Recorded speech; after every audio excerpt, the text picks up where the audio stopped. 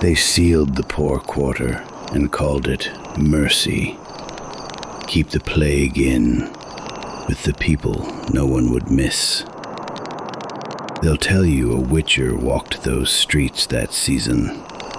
They won't tell you who walked behind him, carting the dead.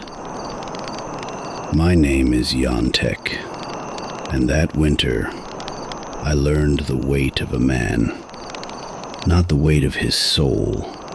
Priests weigh souls. I learned the actual weight, how a grown man drags heavier than he looks once the breath's gone out of him. How a child is no weight at all, and somehow the worst of the lot. Quarantine, they called it. We called it being buried before we died. I wasn't always a corpse man. I was a cooper before the sickness. Made barrels, good ones, but you can't sell a barrel to a sealed city. And a man has to eat. And the one trade that never wants for work in a plague is mine. The temple paid in bread and a swallow of spirits a day. The spirits were to keep your nerve. The bread was to keep you.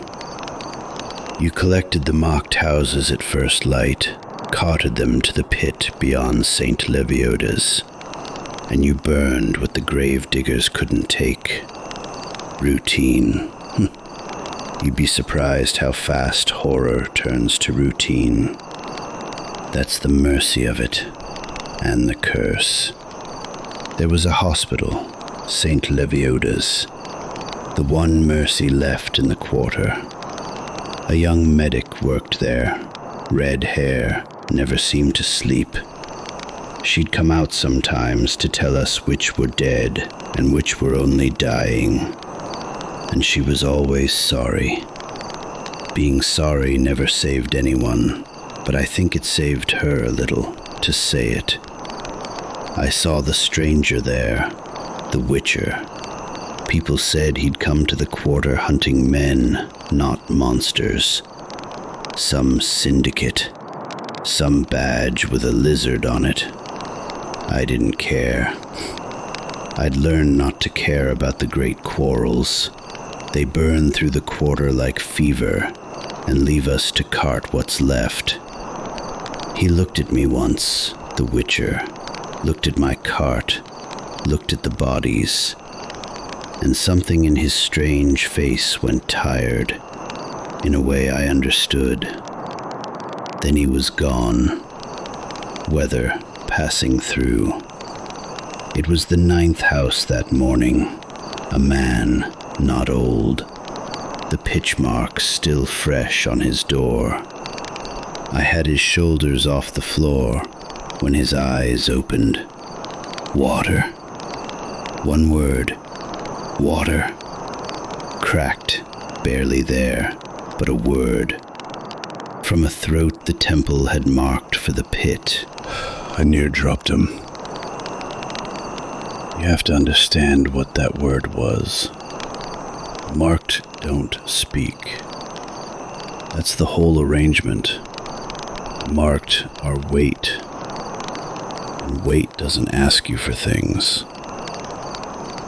I knelt there with him in my arms, and I did the arithmetic every man in the quarter learned that winter. The mark was on his door. The temple's order was plain. Marked men burn, breathing or not, because the breathing ones are how the plague walks out the gate.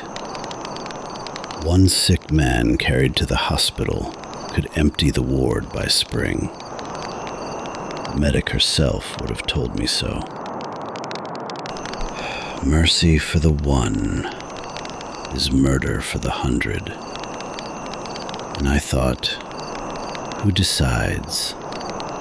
Some scribe in the temple who never carried a man in his life drew that mark. He'll never know if I'm wrong. The pit doesn't keep a ledger. I could lay this man on the cart, and no god and no guard would ever ask me a question. Please, wife's at St. Lebioda's. Tell her.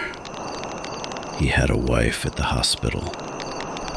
He was trying to send her a message through a corpse cart, trying to spend his last breath on someone else. And I thought of my own arithmetic, the other column of it, that if it were me on that floor, and one winter it surely would be, I'd want the man with the cart to look, to see the difference between a body and a man, even if looking cost him. I carried him to St. Lebioda's, wrong direction, against the order.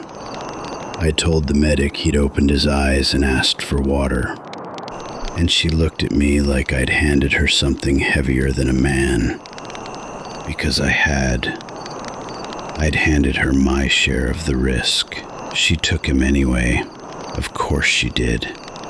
Being sorry never saved anyone, but she'd stopped being only sorry a long time ago. He died 3 days later. The plague had him already.